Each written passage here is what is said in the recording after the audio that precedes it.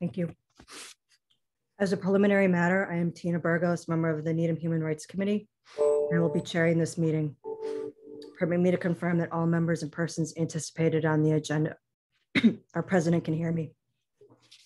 When I call your name, please respond in the affirmative. Cynthia. Here. Jen. She is coming. Okay. Carrie. Here. Amelia. Here. Is Belinda here? Renaz is not here tonight. Finn. Here. Bud. Here. Marlene. Here. Emmy. Here. And no Katie. Good evening. This open meeting of the Needham Human Rights Committee is being conducted remotely, consistent with Governor Baker's executive order of March 12, 2020, due to the current state of the emergency in the Commonwealth due to the outbreak of COVID-19 virus. In order to mitigate the transmission of the virus, we have been advised and directed by the Commonwealth to suspend public gatherings. And as such, the governor's order suspends the requirement of the open meeting law to have all meetings in a publicly accessible physical location. Further, all members of public bodies are allowed and encouraged to participate remotely. The order allows public bodies to meet entirely remotely so long as reasonable public access is afforded and the public can follow along with the deliberations of the meeting. Ensuring public access does not ensure public participation unless such participation is required by law. This meeting is a webinar and will allow the public to comment. For this meeting, the Needham Human Rights Committee is convening by Zoom app as posted on the town's website, identifying how the public may join. Please note that this meeting is being recorded and some attendees are participating by video conference. Please be aware that other folks may be able to see you. Take care not to screen share your computer. Anything that you broadcast may be captured by the recording. All supporting materials that have been provided members of this body are available on the town's website unless otherwise noted. The public is encouraged to follow along using the posted agenda unless I note otherwise. We're now turning to the first item on the agenda.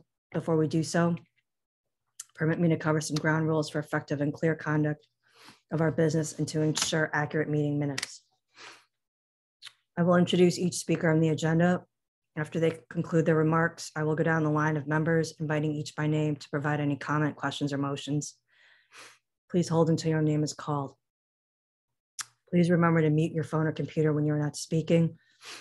Please remember to speak clearly and in a way that helps generate accurate minutes. For any response, please wait until I yield the floor to you and state your name before speaking. For items with public comment, after members have spoken, I will afford public comment as follows. I will first ask members of the public who wish to speak to identify their names and addresses only. Once I have a list of all public commentators, I will call on each by name and afford 3 minutes for any comments. Finally, each vote taken in this meeting will be conducted by roll call vote. Okie dokes. Do we have any public participation, Miles? Miles has hopped off. We do not have anyone. Okay. Does anybody have any additional, actually I didn't get any edits or comments or changes they want to make to the minutes from February? Marlene? Sorry, I didn't write it in, but usually we list on the minutes who's absent, and I was absent in February. So okay. I didn't see that on there. I haven't been doing it, but I'll do it going forward. Well, you didn't do the minutes, did you? Didn't Jen do the minutes? Yeah, but I could have added it. I didn't realize that that was something that we were supposed to do.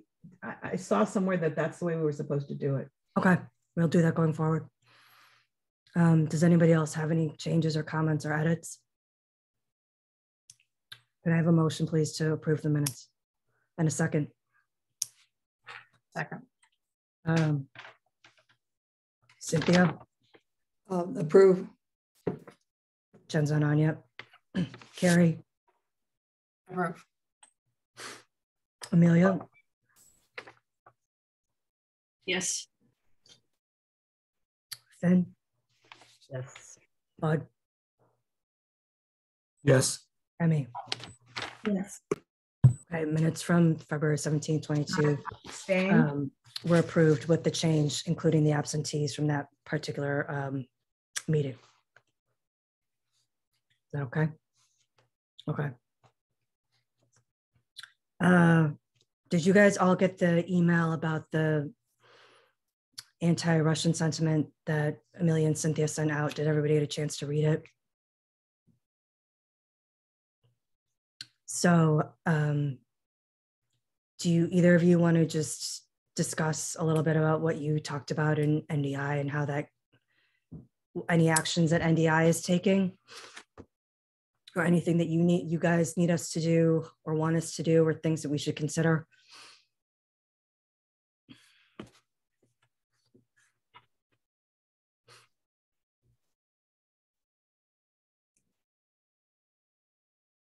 I can't tell if Amelia is talking. Amelia, are you trying to talk? You're muted. I'm going back and forth here. Do you want me to start? Would you like to start, Cynthia, and tell us why you suggested this be on? Okay, I don't think Needham Diversity Initiative has done anything. I think we all have been reading in the news, especially there were some incidents in Newton where businesses had been targeted that were somehow related or perceived as being related to Russia or people who were Russian descent. And it occurred to me that that's something that's important for a Human Rights Committee to be aware of in case it's happening in our town, or to be prepared if it does. And then Amelia had also been thinking of it and did this nice write-up. So I'll turn it over to Amelia. Yeah, there has been a lot of conversation around town. The anti-Russian sentiment is generated by implicit bias, and that's defined as unconscious favoritism toward or prejudice against people of a particular ethnicity, gender, or social group that influences one's actions or perceptions. It's appearing in our community, in our region. It's prompted by media sources recommending we take action toward anyone who is Russian or affiliated with Russians, such as boycotting businesses that sell Russian products or targeting Russian people in local communities. Recently, the Charles River Regional Chamber, this is the Chamber of Commerce, newsletter stated that Governor Baker expressed concern about shutting down some Russian immigrant family that's been here in Massachusetts for years and run a business that may have some sort of Russian overtone. We touched a little bit on this at a Voices in Unity meeting and looked at how children, thought about how children could be influenced by implicit bias and the perspectives that are developing about Russians or Russian people. And I thought of an example that Renaz gave at one of our meetings of how her children were approached by classmates when she first settled in the United States and enrolled them in school. And their classmates asked them, "Are you a terrorist?" because of their Syrian background. So I don't know, I think we have to decide if we want to do something, if we just want to wait to see if this intensifies and if we need to react. But we thought we would give you a heads up of that there is some concern being expressed right now. Has anybody aware of anything that's happened, any incidents in Needham? How about at the high school?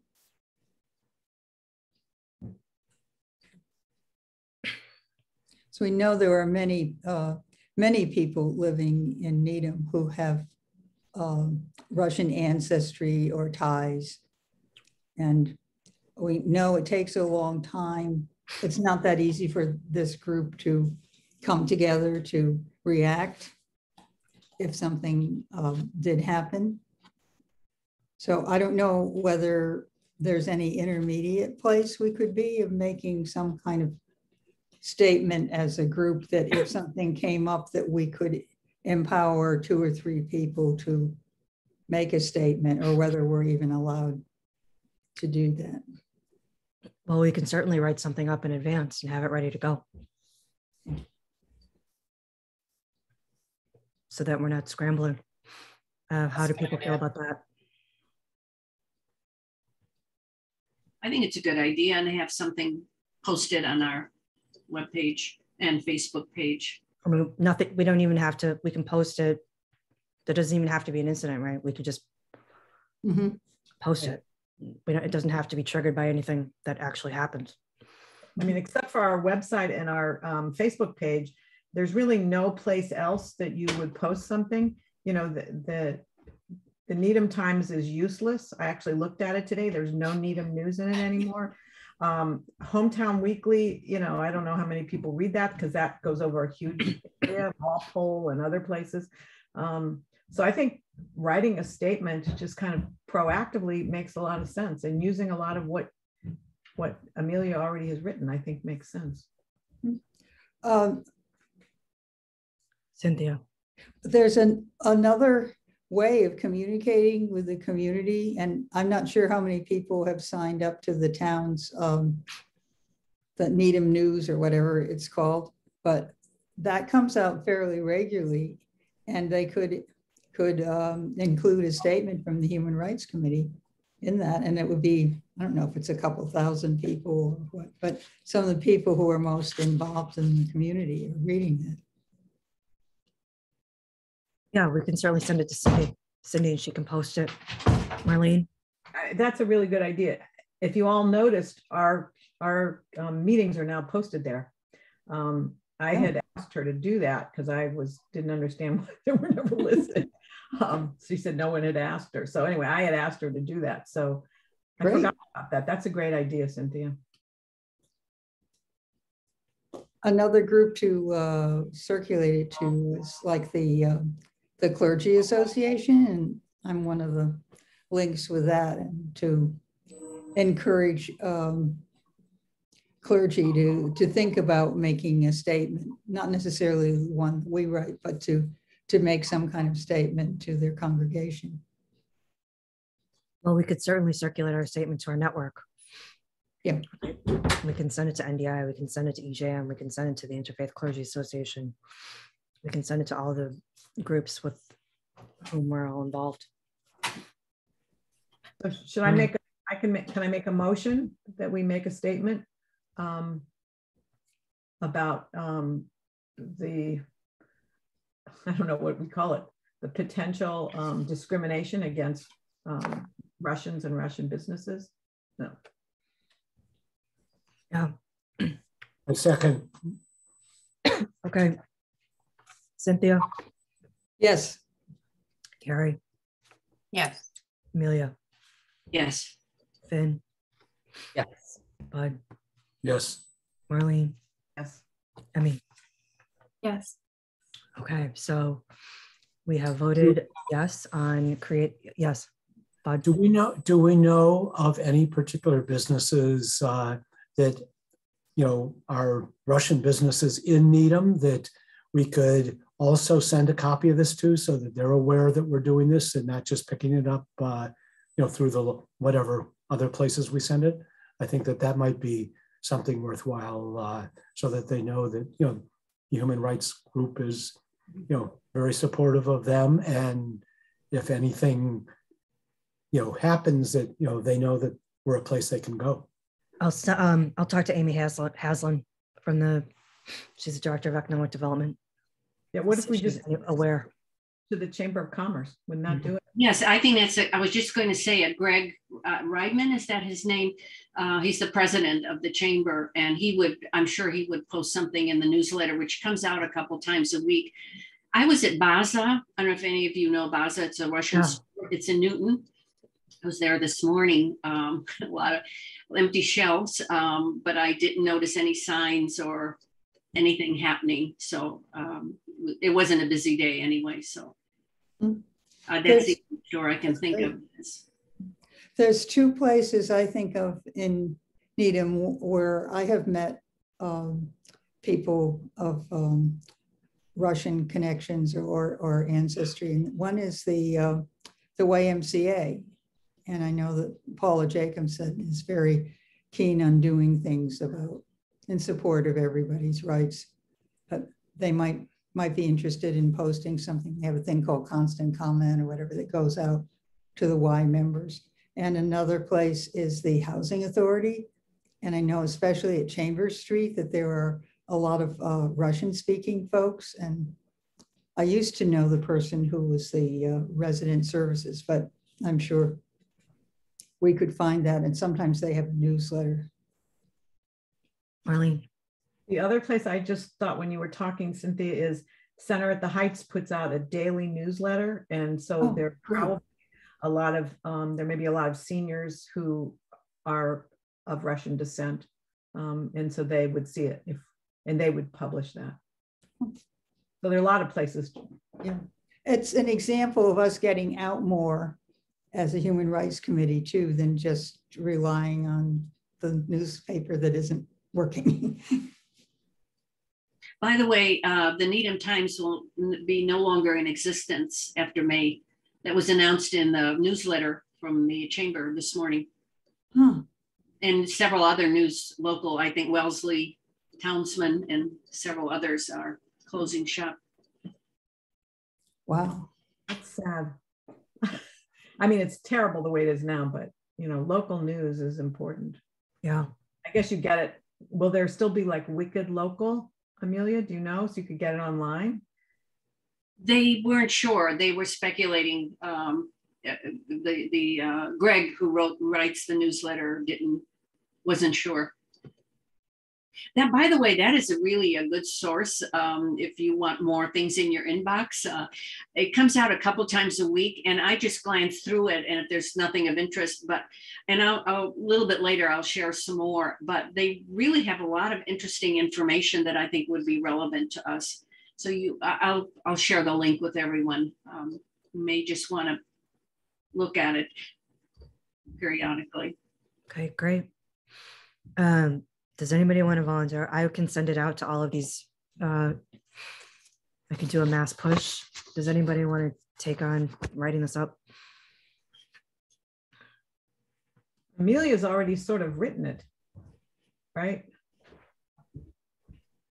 Isn't it just taking what you wrote and maybe formatting a little bit more? Well, I could maybe start it, but I don't want to do the whole thing. So I would appreciate other people adding on and editing. And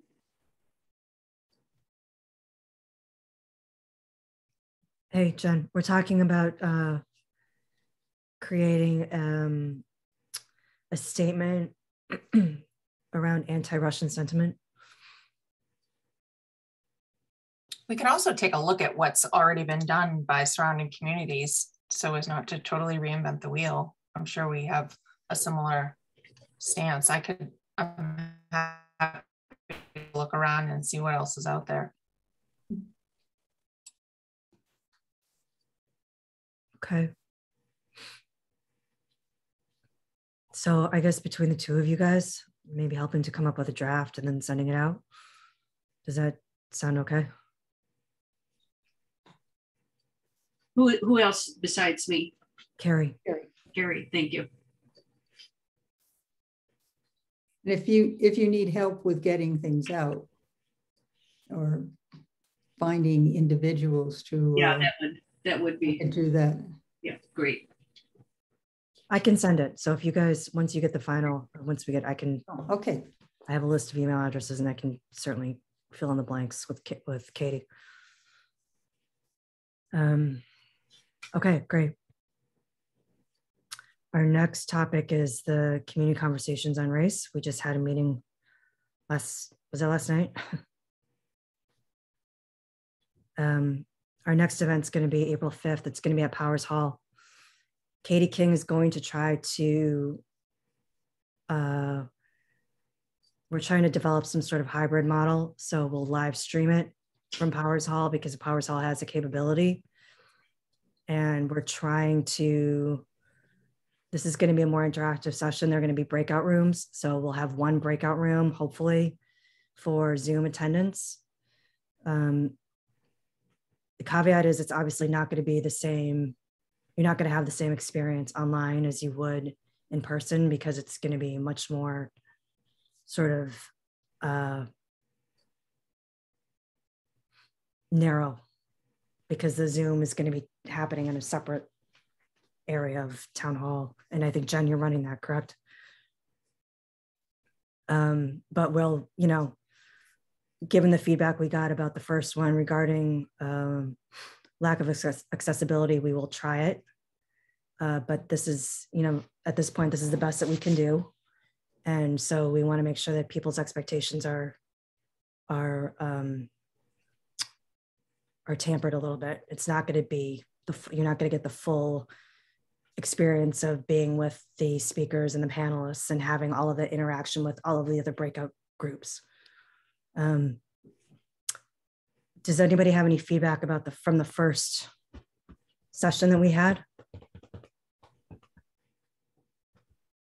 Amelia. I thought the panel was impressive, and I thought it was a wonderful orientation for the follow-up sessions. It really connected history to current events and gave us a more global perspective of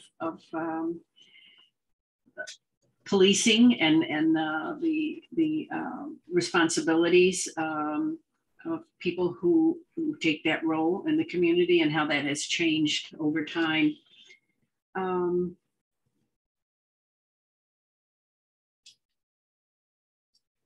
Let me think what else. I just thought the slide presentation was great. There was quite a bit there, but it was well thought through, and I think it really gave us an in-depth perspective of the historical aspect of policing. And one thing they said that stayed with me is community is shaped by history. And I thought that was really an important point to make. Yeah. Marlene. I'm confused. I thought you were talking about community conversations on race, but you're talking about the continuation of the policing one. I'm not sure which. Oh, yeah. Which are you talking? What are you talking about? I'm sorry. The community. Yeah, it's the community conversations on policing. Sorry, not race. Okay. Okay. Thank you. Yeah. Well, I think it's like both. It's community conversations. I had identified 3 different topics that we were going to be tackling, and the first one was policing. And to make matters more complicated, we decided that we needed to break up that discussion into 3 different sections. So we're now in the second part of that 3-part series of community conversations on race and policing. Right? Yeah. Cynthia. I would give a lot of the same positive feedback that Amelia did. And one of the things that's great is about the recording. And I know that more people signed up than came, which is always going to be the case, but it makes it possible to get it out to more people. And I found my husband Roland and I were there. Everybody who we start talking to and giving examples, they're like spellbound. They really want to know more, because I think people get into either praising or criticizing police without having what are police all about? What is it the community needs? And that's what I thought was the major, really positive contribution. And is always the case, there's never enough time for the questions or discussion part, but it sounds like the next meeting will be designed so that there will be an opportunity for that. Thank you for the people who are spending all that time to put it together. Does anybody else have any other comments or feedback or anything that you want us to keep in mind as we finalize the April 5th event? Tina, I didn't see anything today. Do you know if we've been able to secure the speaker for the April 5th yet? Did you see anything? No, that's why we're meeting again Monday. Does anybody have anybody that they've either heard or know of in kind of, I think they're looking to preferably have somebody be in the academic world to talk about a little bit of the history of how police ended up in schools. That's something that we've been trying to track down. Marlene. I don't know for sure, but there's, and you might even know someone from Northeastern. There's a criminology department that's well known, and was it Jack Levin? I don't know if he's retired now or not, but I've heard him speak. He's a really good speaker. I don't know if that's his area of expertise, but are you familiar with him, Jen? I'm not. So he's a well-known criminologist from Northeastern. I'll look him up. Thank you. I'm pretty sure it's Jack Levin is his name.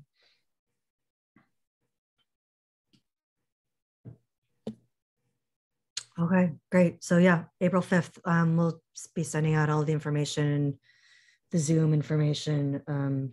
Once we get it, we'll circulate that. Okay, the discrimination complaint process, that was on the agenda for last month, but we just didn't get a chance to go over it. I feel like I don't know, Marlene, what do you think? I feel like we're sort of getting close to putting it all together so that we can present again to the select board, given their feedback. But we haven't met for a long time. Yeah, well, so the last, where we left off, Marlene put together a narrative, because I think when we met with the select board, it was a little bit unclear as to really what our role was. I think there was confusion that we were sort of going to be judge and jury and making decisions about things that that's not the role of this process, sort of like handing down sentences. So Marlene put together a narrative to make it clear, very specifically what we're responsible for and what our purview was. And then Julie put together a document. Carrie, do you have that? About areas where we would make the decision to hand off to third-party organizations or resources when something really did not fall within our area of expertise. So what I was hoping to do was to flesh this out a little bit more, take a few minutes to see if you guys had any feedback on this, so that, Katie's on me to get this thing finished up so that we can go to the next step and meet with the select board again. If anybody has any ideas or suggestions about the process as to, when do you think we would hand this off to somebody else? One of the big sticking points from Matt Borelli when we met with the select board was that he was very concerned about businesses being accused of discriminatory practices. That information somehow getting out to the public and affecting businesses in a negative way. Our thought was, well, if that's happening, that's something that we need to discuss and people need to be aware of. But there's a little bit of hesitation on his part.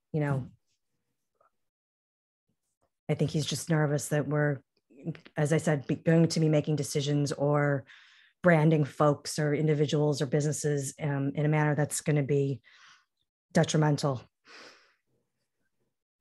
So we're trying to button this up a little bit. And that's exactly what we do want to do. So I totally disagree with Matt. Yeah. If a business is discriminating against someone in our town, then they should be called out. We're not going to put it in the paper. That's not the purpose, but they should be called to task. So I don't care what his feeling is. I don't feel that he's correct. We want to try to protect people. And I think doing an investigation, maybe the business did something or maybe they didn't. But that's what this is all about.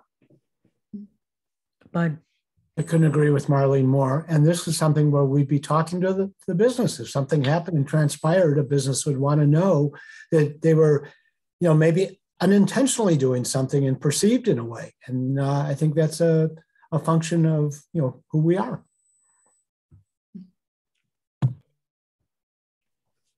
I've never seen this. I don't think I've seen this, Tina, this thing that's on the screen. Julie sent it out to both of us, I think. It was a while ago. Okay, I guess I don't remember seeing it. Maybe it was when I was away. So this, like it says here, business-related complaint, begin investigation with other resources. Well, I wouldn't begin there. And neighbor to neighbor complaint, I don't get why that would be other resources. That's what we should be doing if they're right. Feel they're discriminated against. Same thing with the housing complaint. I don't understand why we think that we have to hand those off right away. If in fact, that's the case, then that means we're just, what are you doing? we're just passing it through. And that's just making it, just adding bureaucracy to an issue. And it doesn't make any sense to me. I don't know what other people think. I totally agree. I think it brings us back to the same conversation that started all of this, and is what can we do? And what is the point if we can't do anything?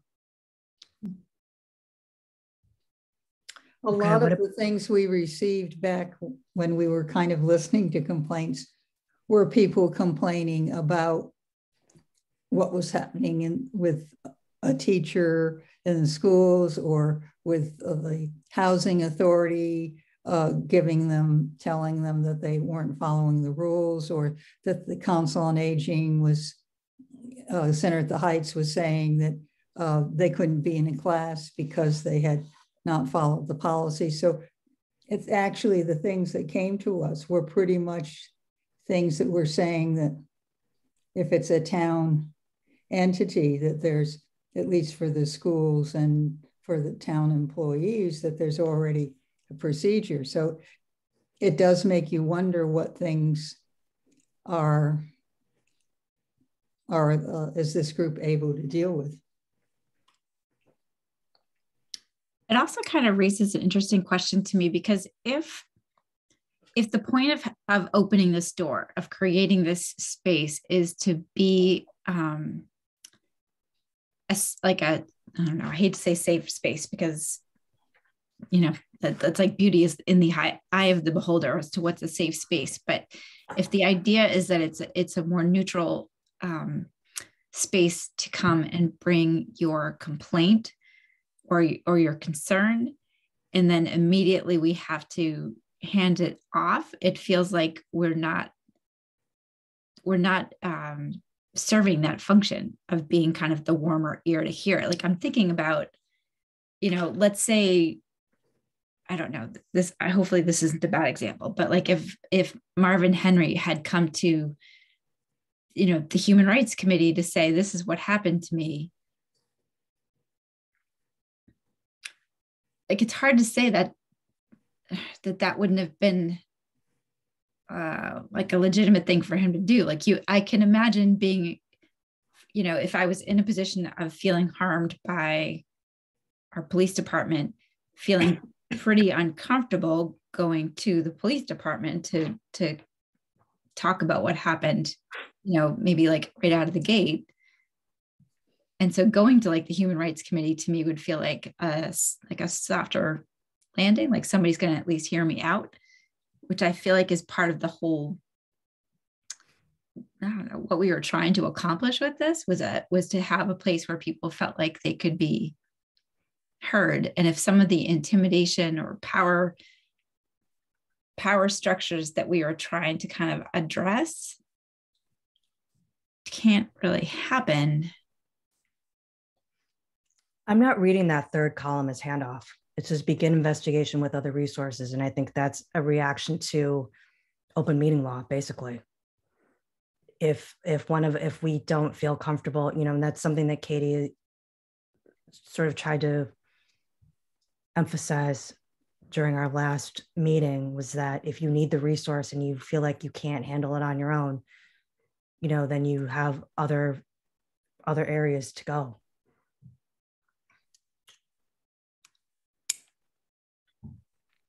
Well, I guess maybe it's the wording of it then.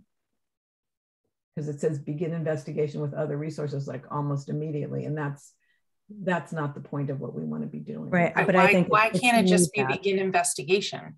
Right. Like, why isn't that the stop there?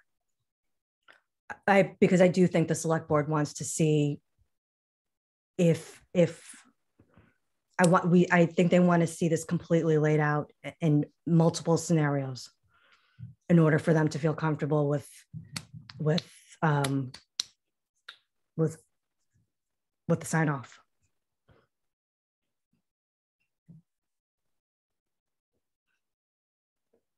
I mean, I've had a hard time with this all along. And to tell you the truth, I mean, maybe we shouldn't be pursuing this. Maybe this is not the town that can take this on. Okay, can I just say something as a person of color here? Yeah. I don't think that we need to control this process completely. To me, it is for me, and having experienced discrimination in this town, for me, I think we think about the end user, not where we're coming from as far as our role in completely having power or managing this process. If I know that there are people out there to help me and HRC is part of that bigger network, I'm okay with that. I'm okay with it. So for argument's sake, Tina, like, for example, a couple of years ago when we had parents coming to us with some complaints about things that were happening in school, it seems to me like that the structure that's being built here means, as soon as somebody comes in and says, I've got a complaint against the school, that we're supposed to then shoot it over to the superintendent's office, which is fine, except that for the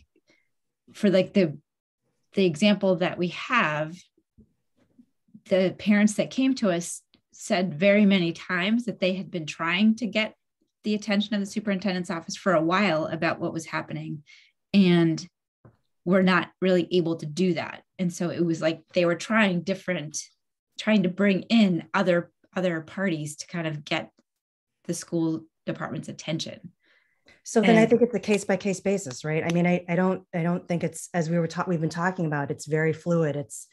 It's trial and error. It's going to be moving. It's going to be totally based on what the person who's, whoever is the complainant, what they want, what they need. And I think that's, this is not set in stone. And I think it's. So I guess that's what I'm wondering, does this structure that to me seems like it's saying, as soon as you hear somebody has a complaint about the schools, this goes to the NPS. Does that give us the flexibility to be able to listen to what people are saying that they want help with? Well, we can change this document. I mean, this document is not set in stone. Yeah, no, I don't even mean just this document, but I think that from what I've heard, and I haven't obviously been a part of all of the conversations that you guys had, but that there was some pretty strong feelings about if it was something that involved like a town service, for lack of a better word, that was not going to be in the NHRC bucket. Am I misunderstanding that part of it? No, you're right. That was the message that we got. I think just putting this down like this is the problem. I think that if it was something we can't handle, it doesn't make sense, then it gets handed off. And there's no way we can figure out every possible scenario. And I feel like that's what the town wants. Things come up, on a regular basis. We have no idea what's going to be the next I mean, whoever thought that Russians might be discriminated against, you know? So, I mean, I just feel like our hands are tied, and that we need more flexibility than I think the select board wants to give us. I mean, I wonder if we could, you mentioned change the wording, if the main title was begin investigation, and then maybe in parentheses, possible options to work with other resources. Yeah, I mean, literally, these are notes that Julie sent over and things that she'd been thinking about. This is not a document that's set in stone. Because it sounds like starting with the restriction end rather than starting with the open end. You know, like you were saying, Tina, about people wanting, and others about wanting a place that you can talk about your situation. And I know, I keep thinking back to Arlington, that intake, or whatever you want to call it, that initial meeting is very important, and to do a lot of listening and a lot of sensing things and finding out what the person is looking for, you know, and that if you're pre-screening before you even have that meeting, that eliminates a whole lot of possibilities of being helpful. Because as we've mentioned before, it's often, you know, there could be situations when people just want to be heard, that they want to be able to air what their issues are and not even looking for action to be taken. Carrie.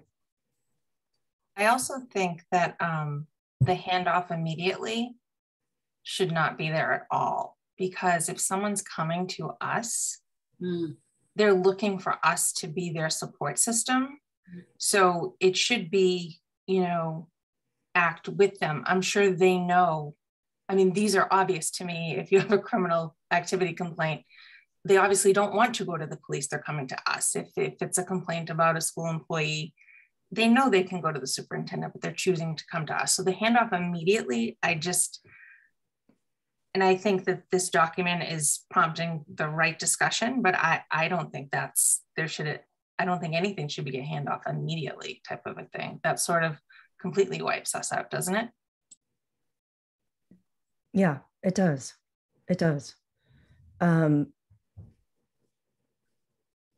So we need to flesh this out a little bit more, because we have a lot to do on the, you know, we have a lot of this. This is the first time that a lot of you guys are seeing this. We have to flesh this out a little bit more. The reason why I'm getting a little worked up about this is because all I'm hearing, when I hear we don't have the capability, we don't have our hands are tied, what I'm hearing is it's about the committee and not about the person that is looking for help. That's what I'm hearing. And that is upsetting to me, because, as I said, there are times over the 10 years that I've lived here that it would have been nice for me to have a resource. I mean, I had no idea that the HRC existed up until 2 years ago. You know, and that just wasn't available to me. So that's just coming from sort of a personal experience. This is why I feel very strongly about this. Ultimately, if we decide we don't want to move forward, then we don't move forward with it. But I just feel like I need to put that out there. Bud. I really appreciate your candor. And I think this is a learning experience for all of us, because I've actually been taking a course that deals with this. When you say something, you don't understand how someone else is going to perceive it, receive it. And I think it's very good for us to be really totally open, totally frank. And I commend you for, you know, bringing this up, Tina. I don't really like to air my stuff. I'm a pretty private person, so. But it's important. It's important. Yeah. But I think that's exactly what I'm trying to say, Tina. I don't know if I conveyed it properly, but the if somebody comes to us, I'm thinking about that someone who comes to us, we don't want to just hand them off, because then I feel like we're not helping them. And I'm not saying that this is the document that's set in stone. I'm not. This is just, I wanted to put this out so you guys could see the work that Julie had put into it. And unfortunately, she's not here to sort of walk us through it. But as just a starting point to discuss, you know, there are going to be times when we will not be able, as a group, we will not be able to handle certain issues. That's not an unreasonable thing to assume. And just be that also doesn't mean that we're ineffective as a group. So I just want to have some scenarios fleshed out for them so that when we go back to the table, we have a little bit more leg to stand on. But again, if it's something that you guys don't want to move forward with, that's also something that we need to discuss. Tina, it sounds like there's kind of a consensus of agreeing with your bringing up your personal experience, that we're all saying, if we're going to do anything, we have to have this first initial, whatever you call it, that's open. We're not going to pre-sort people unless somebody is in the middle of a huge criminal case that everybody knows about. I mean, there may be extreme times, but in general, I think we all agree that that's something we can offer. Marlene? I think that we need to, if you feel that we need a document like this to go to the select board, I just think it needs to be reworked. And what I'm looking for is that we get some trust from the select board. And that's what I'm not feeling, that we have to, they want to know every possible scenario and how we would handle it, because they don't feel like they trust us. And I think that we certainly could listen to people and be able to help people that need us without getting into trouble. And we're not going to go, if it's a criminal thing, we're not going to get involved, and that probably wouldn't even come to us, a criminal. Right. I don't even, that's, yes, that we might get a concern about a school person. I mean, I remember when that family came to us, some of you were on the committee, who felt that their child was discriminated against because of his race in school, and didn't get any response from the principal or the teacher. And we gave them some suggestions. They didn't open we didn't have a formal complaint process then. And they ended up moving out of town. I mean, I think that's the kind of thing that we could take a greater action in. And we could be there to help facilitate a conversation. Maybe we go with them to talk to the superintendent or the principal. Do some of you remember that case when the family came to us? Cynthia and Amelia do. Yeah, Jen, you do too. Yeah. And then and Marlene or somebody followed up later on, because for our own learning, we wanted to know what the missteps were or what we could have done differently to open more doors for them. Yeah. So Tina, do you feel that we need something like this to be able to get approval from select board? I thought it was something that they'd asked for, or something, not just thinking through some things a little bit more specific. Mm-hmm. So I'll touch base with Katie and see what she, and just see what she says. And I can talk to Marianne Cooley too, just to have a one-on-one with her. She's more of an ally than a couple of the other folks that we met with. So let me get some feedback. Let me take Julie's document and try to rework it so it's not so cut and dry. I'm happy to help you with that, Tina. But Marlene, when you say, you use the term the select board, I'm just curious, and you don't have to name names, but are there people on the select board that are more receptive to this type of thing than others? And if that's the case, in working and being diplomatic to try and figure out how we can get what we would like done, Tina, you were saying some people are more receptive than others to some of these things. I think we just need to figure out what's the best strategy. Yeah. Yeah, and I think it helped a lot because Marianne came when we had the presentation from Arlington, and she understood. And the other person who came from select board was Mo, who's no longer on the select board. I think that that was very powerful for her. Mm-hmm. And I think that has helped her be an ally for us. So we're at a detriment because there are 4 people on the select board who, well, maybe not, because Marcus maybe Marcus heard the thing. So maybe there's 3 people on the select board who really are not coming in with the background that someone who's actually heard what's happening in another town. So I think that's to our detriment. Mm-hmm. Would it help to present them some case examples? I mean, made up ones, because we don't want to go back to something, but we keep thinking of situations that we had come to us. And I remember that some of the earlier meetings that came up to try to help get a real life example, or say, oh yes, you could do this. And then that would be an example of where you would have to say to them, well, we can't do anything more. You could go a legal way or something. I wonder if that would help them to have a couple of examples. Well, I think a couple of, what about some of the ones that we've been discussing that you guys have already gone through? There might be, I mean, memories are short. So just to sort of reiterate, this is work that HRC has already done. Yeah. And the Chabad House one was a good example. Yeah. And it was actually, we heard about it because the newspaper called.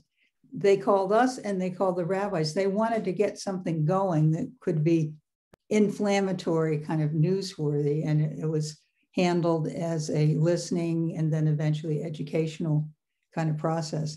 Yeah, I think that might be helpful, especially for some of the new people on the select board. Yeah. Good idea. The idea that we're out to label businesses racist, which would be terrible, or anybody, you know. We're trying to look at events and help people work them out.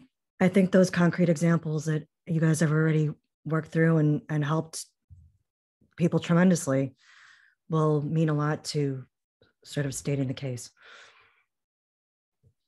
I wonder if maybe we could word this in a way that has like step 1 of this process is like an open door, that if you've got a concern, you come to the Human Rights Committee, and then those pieces of, you know, going to the police department or going to, you know, back to the school department or something like that are options that we give people. So like if you want to take your complaint further, that's going to require you to contact the superintendent's office. Like I'm thinking about, like, to Carrie's point with the criminal piece, like if somebody's decided that they're coming to us because of a vandalism situation or something, instead of going to the police, they've made a decision probably, or at least initially, that they don't want to involve the police and have somebody arrested, for example. But when we are talking to them, we can be talking to them about, you know, you can come to us, we can listen to what your story is, but if you want to pursue this further, you know, we would have to direct you to the police department. But so I guess what I'm saying is, like, all those kind of pathways that they have created or decided that they want us to be honoring is something that we kind of keep as, like, these are the tools that we have to try to help somebody. But that the point, or like what we're telling the community, is something goes wrong that you want to talk about, you can come to us, we can tell you about kind of what your options might be to try to get it addressed. And maybe that's something that keeps it open enough so that people don't feel like they have to, like if they go to us and they say that something that's been a crime, that we're immediately sending it to the police department, but that we're letting them know, if you want to take further action, this is one avenue for you. You know, whereas if they say, I don't actually want criminal charges to be pressed, but I really want to, you know, invite my neighbor to have a conversation with me about why, you know, X, Y, and Z happened, like that may be something that we can do, even though technically the action that's happened that they're complaining about could be considered a crime. I think that's sort of the way the flow chart looks. Don't you think, Tina? Yeah. I think we pretty much put that out with the flow chart. But I think Cynthia's idea of actually maybe in writing, put down some examples of things that we've dealt with in the past might help them understand what we could do for the community. Okay, so I'm gonna touch base with Katie when she gets back, and I will get in touch with Mary Ann. And then Cynthia, maybe you and I could work together to come up with I don't know, 3 scenarios. Marlene and Amelia have been involved in a lot of them. Well, Jen also. But at least to identify some. Yeah. Yeah. Okay. Then the 3 we can all. I'm not familiar with any of the ones that we've been talking about, other than discussing this stuff in the meetings, and then we can just come up with 3 sort of what happened, action, and result, and then let's see what happens. Does everybody feel comfortable with that plan? Okay, and then Marlene, you and I should touch base too, just to flesh out anything else that we may. Katie sent something to us. I didn't read it. Did you get a chance to read it? Well, she wanted to know, I guess there's some money for trainings, and she wanted if we had ideas about trainings. And I had looked into MCAD, was very expensive. I don't even know if I still have the information on that.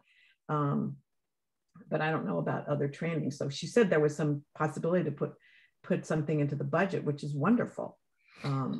Beth Peinels had mentioned something to me about some training as well, but I don't remember what it was. I can ask her. That an organization that she's either familiar with or that she's worked with in the past.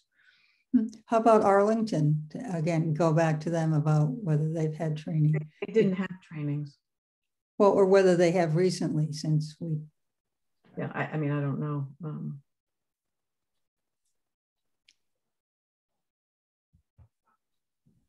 Okay, if anybody has any other. I put it out to the Mass Association of Human Rights Commissions to see if anyone had any, and I didn't get any responses. Most places are not having trainings. They have a process in place, so they're able to listen. It's really just a listening session. You know, it's people with good listening skills. And because we're not solving it, we're there to help facilitate a resolution if possible, or to refer. That's what we are. I think it's, unless anyone sees it differently, it's really to help with a resolution with two parties who just may not have heard each other in collecting the data.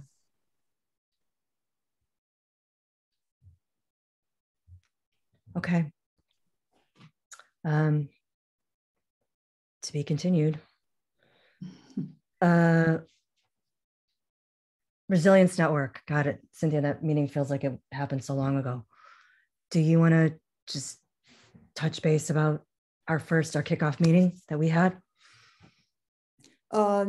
Just to remind people about, well, the kickoff meeting was great. We had close to the 30 people who were going to be there, and the coordinators, Beth Peinels and Nicole Argo, have been working extremely hard to try to get representatives of different groups in town, because that's the power of the network to have that. And the 3 things I heard as the goals are to develop this, their word is infrastructure, relationships across groups and interests in town. Second, to gain skills, and some of it's overlap with what we're talking about here, of being able to listen and disagree across differences, and also to understand what our shared values are as a town, because it's developing resilience in order to be able to solve problems. And the third part will be eventually to be able to take action in situations where there's conflict or crisis, especially around identity-based discrimination or hate. And I thought that they accomplished a lot about getting across the goals and beginning to have people get to know each other. And that's has to happen before there can be more of the things like developing a rapid response. Tina, how did you see it? Yeah, exactly. I think it was a great group of people, and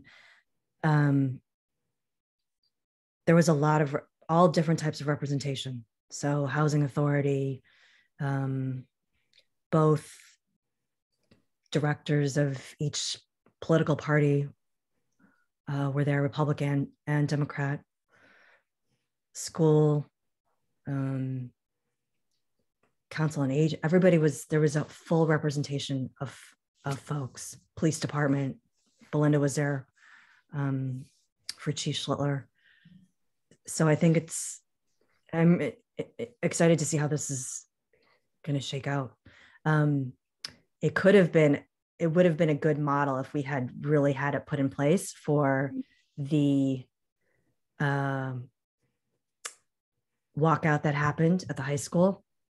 I had gotten some feedback after I sent you guys that information about the walkout, and then I got the call, the very stern text message from Gutenkast to call.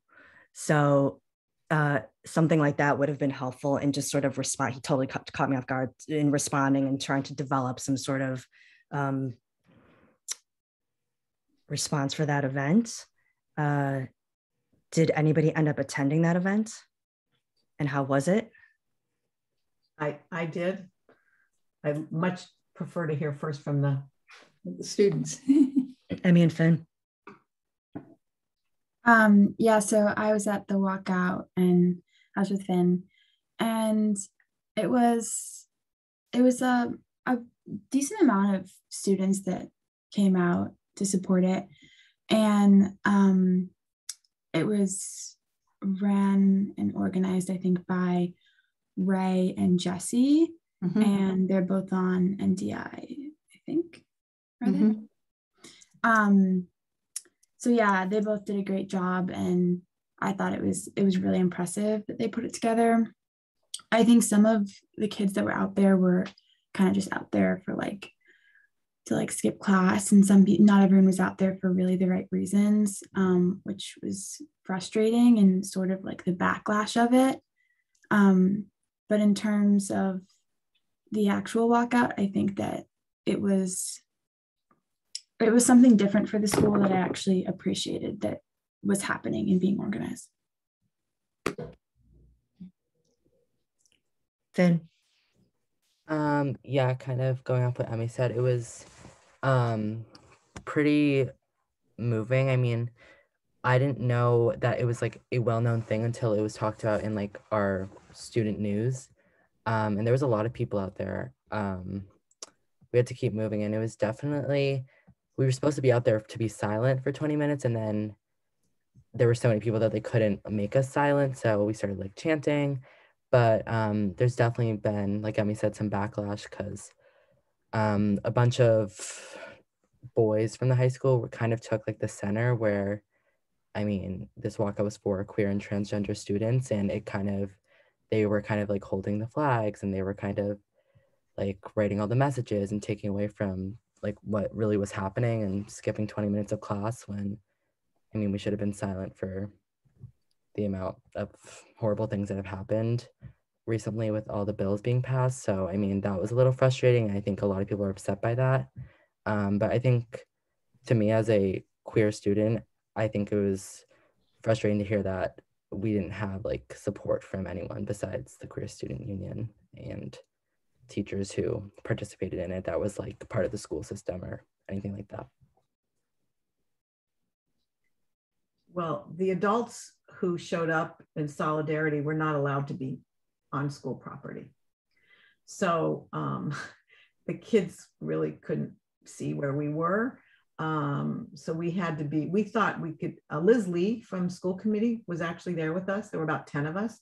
And we thought we could be on, because we got a message that we had to wait in the parking lot. And then we thought we could be on the field.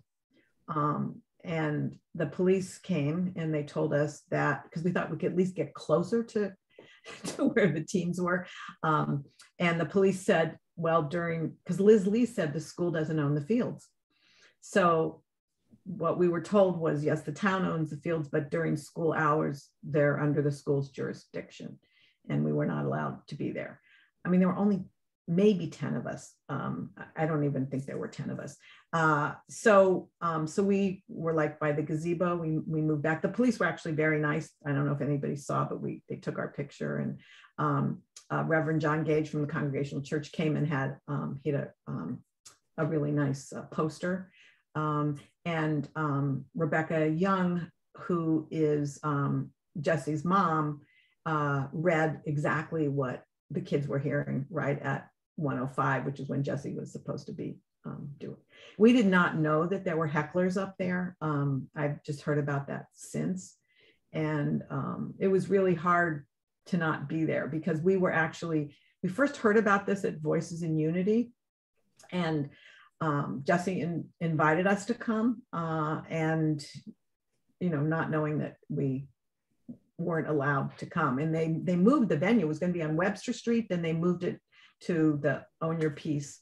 I mean, Jesse said there were over 100 kids there. Do you guys think that was right? They were very happy with the turnout, but I thought it was too bad. I mean, I understand that it was not approved. That's what a walkout is.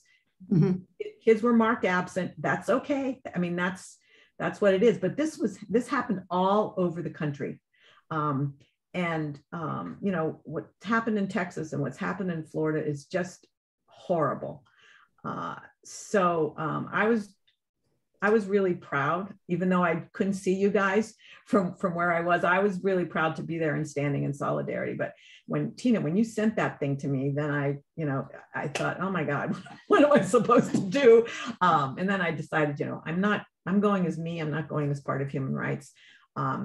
The superintendent also contacted Reverend Katie, who was there from First Parish. She came to it, and so I don't know what he thought we were going to do, but we had it was a missed opportunity, is what we thought. We organized it in conjunction. First Parish was part of organizing it, and I don't know how that happened. I don't know. I mean, Jesse had talked to Mr. Seacott, and they knew what was going on. I thought. I mean, do you guys know more about that, the planning stuff? Yeah, I mean, it was like announced every day in homeroom. We have like a news channel that gets played by our students, and it was announced on the news. Like, I think everyone was very well aware of it was going to happen, and it was being posted like everywhere. So, I mean, I think, and Jesse had told me that Mr. Seacott was aware of it, and he didn't like stop it. He didn't put an end to it. I mean, but he definitely didn't support it. Like, was he out there? I heard the superintendent was out there, and there were some teachers out there with you guys. No? There's some teachers. I don't know if Mr. Seacott was there, but I saw there was a good amount of teachers. My daughter took a bunch of pictures I can share with you guys if you want to see them. But and again, this brings up the point that I brought up at the last meeting. We have a superintendent that's very busy. However, in the past, someone from the office of the superintendent would be at our meetings. And I don't know if there's a way to get them back involved, or if we want to get them back involved. I'm just throwing that out.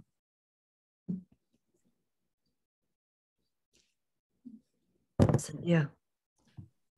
Hey, I think there are a couple different things here. First, I'm really glad to hear from Emmy and Finn, and I appreciated reading the Hilltopper and heard from some other students about that the student event,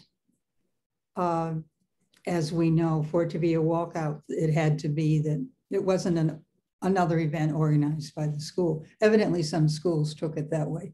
But so one of the first things is how the school responded and all. And I think, following up with what Bud said, we really need to hear from the school people about that. And on one of the, if I can get this to go up, one of the Facebook things had part of a letter from the principal. Said, I would also be remiss if I did not share with you how thoughtful the civil disobedience was approached today, how respectful the participants were, and how invested in making sure others are safe, seen, and included the entire group. The entire group was. We are very fortunate to get to work with the students you send into Needham High School every day. Now, that sounds to me like a pretty supportive statement. The other thing is how the community can support people.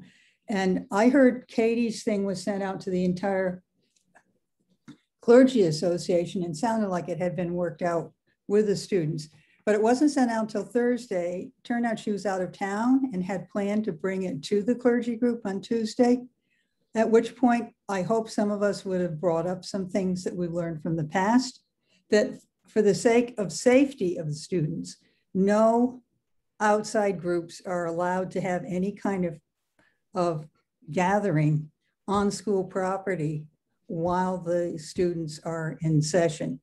And part of that has to do with respecting leadership given by students to their own events.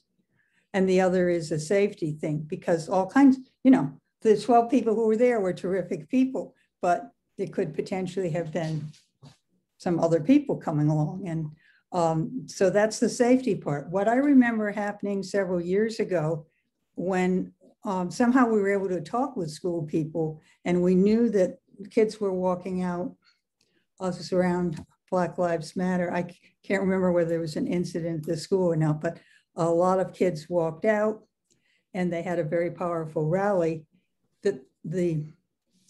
and it was some people from clergy and probably NDI. We were told we could not get very near to where the students were, but what we did was a vigil that same day, community vigil that was in support of the students at the town common. It wasn't perfect, but it's an example. If we have better communication, that we can work things out so that it will be a more positive experience and not all focused around why are they sending the police against us? Well, it's because that's the school regulation. It wasn't invented for that moment. That's helpful, but that was not the way it was communicated about why we couldn't meet. So, and it was interesting because Jesse invited us. They said, yes, we would like support from adults. But they're not allowed to invite people to come onto the school property. So the students probably didn't know that. And we didn't know that. So. Right. So it was that part was very unfortunate. And if, as Bud said, if we could have more ongoing communication with some representative of the school department. And it's hard when things are last minute, which usually crisis things are, to remember to touch bases with different people.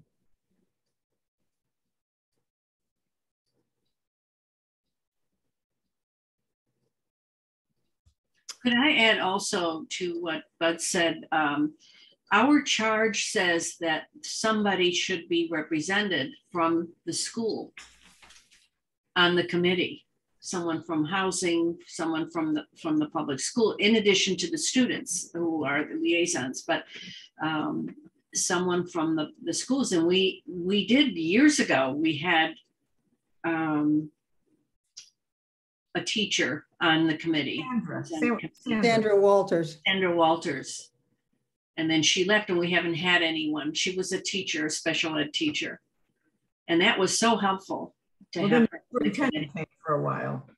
But she wasn't specifically a representative of the school she was department. A member. She worked there and gave us the inside story. She was connected with Metco, which was very valuable. But I think we also needed a representative of the school department. So an official. Yeah. An official. And even just sending the minutes or when what the agenda is, on a regular basis to the superintendent saying, we know you're terribly busy, but you're terribly important to us to have you or someone. And the schools are where things are happening. I mean, a lot goes, especially on the high school level and even in the middle school level. And we need to be in tune and have a relationship with the people in the school system so that we can be of assistance.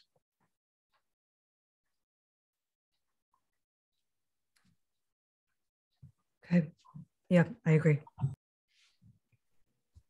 Does anybody else have anything on this particular event and or questions about the Resilience Network? We're meeting again. Cynthia, do you remember when we're meeting again? The first Thursday of April. Okay. Which is something like the 9th. I don't know. Look it up. Like the 7th? Yep, April 7th. Okay. And it's the police one is April something else. The 5th. Yeah, it's a busy week. Yeah. Busy week. Amelia, do you want to just quickly, both Amelia and I attended the, from way back when, the Beth Israel Deaconess, that working session there. I'm going to save that for the next meeting. I just feel like it's information overloaded. You may want to set a priority for what's left on your list. What do you want to cover today? I'd be happy to share. You also had your slide for. Well, but maybe you should choose what you want to cover before we end. Well, that got bumped from last meeting, so I'd like to just quickly go over it. Which one? The working session, because the further we get away from it, the session, the working session that both you and I had attended. Okay. But I think we attended different calls. You want me to start? Yeah. Okay. Last December's representative from Beth Israel talked to us about a community health needs assessment that they have to do. All the nonprofit hospitals have to do this every 3 years and develop an implementation strategy that will address the needs of the communities they serve. They organized a listening session, what they call listening sessions, and invited people from the communities. And it wasn't just Needham, there were 3 other communities as well. And we talked, first of all, in the sessions, they presented the data that they collected on feedback from the community. This has been going on for a while. And the priorities they focused on were mental health, community connections and information sharing, social detriments of health, and access to care. And they talked about the gaps and barriers as well as the resources in meeting the needs of people who are not getting the services that they need. And we had a breakout session. And one of the things that we talked about in the breakout session that I was in was there was an immigrant, former immigrant in Needham, a woman that came from, I believe it was from India. And she talked about how difficult it was for her when she first arrived in the community to get connected to the community. She wanted help, and language may have been a barrier as well. She needed help to get her students enrolled in school, and their income was low, so they needed help with food, buying food and clothing, and she had difficulty connecting to someone. So we spent a lot of time talking about community. In my group, we talked about community connections. One of the things I did as a representative of Human Rights Committee was to share a list of advocacy groups in Needham. And that I think will be published in the final report that they are required to, and I don't know when that will come out. There was so much information, and what I would suggest is that there are several links that I would like to share. I'll put them in the minutes, and maybe we could even add that if you think it's valuable. We could, we have permission to do that. They actually sent us the slides for the session that I attended. And there's a lot of important information on other people's experiences. So I could add that to the minutes, or we could also post it on the website. But it was a very interesting session. And I think this is, if I could just say quickly, years ago when Marlene and I were co-chairs, we met with Dan Matthews and we said, what else could our committee be doing? How else can we meet our charge? And one of the things he said was connect to other groups in the community, and connecting with the business community and connecting with the health community, I think is an opportunity for us to share our resources and help them. So that's, what about your session, Tina? We also discussed different organizations within town just for resources, because a lot of people were not aware of where they could go for, housing authority, HRC. So that was a common theme, but our breakout group focused on social factors that impacted access. So whether that's education, geography, socioeconomic status, race, and just sort of talking about those barriers and how to get beyond that. And I think that, if I'm not mistaken, I think they're going to release all of this data and all of the feedback they got from the breakout groups sometime in June, is what I thought I heard, but I can follow up with the contact there.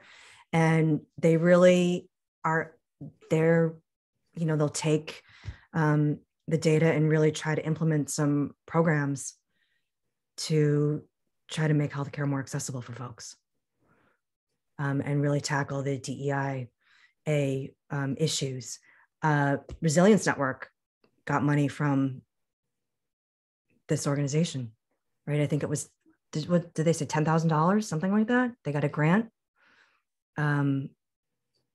sort of as a result of this type of work from them. So you can see that it's sort of filters throughout all of the work that we're doing. It's not necessarily just healthcare. And it was very interesting. I thought it was a really interesting group to be a part of, discussion group to be a part of.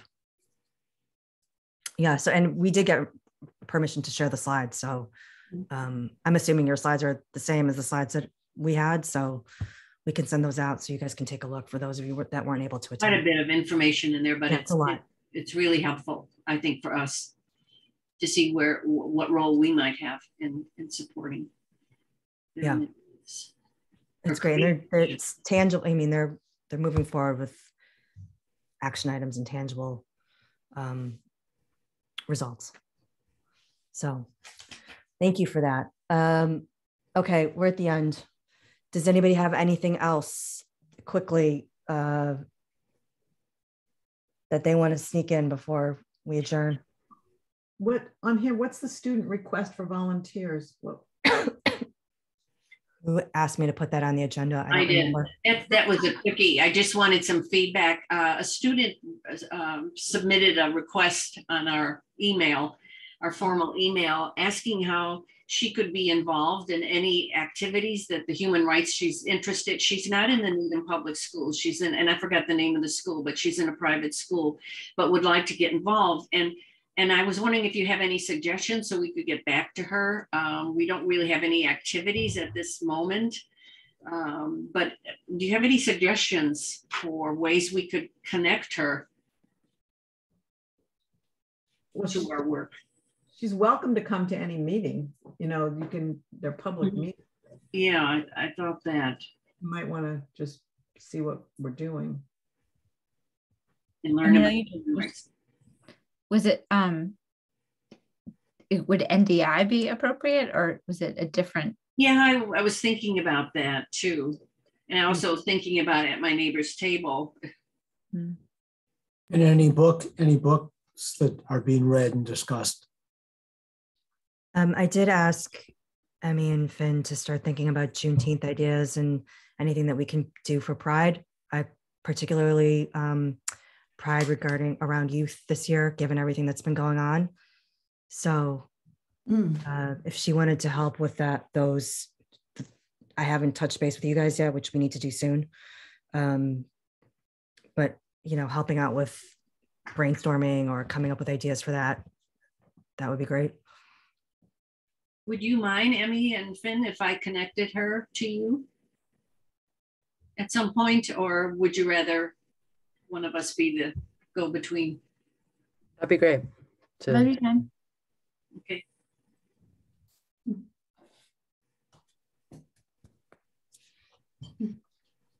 Cynthia.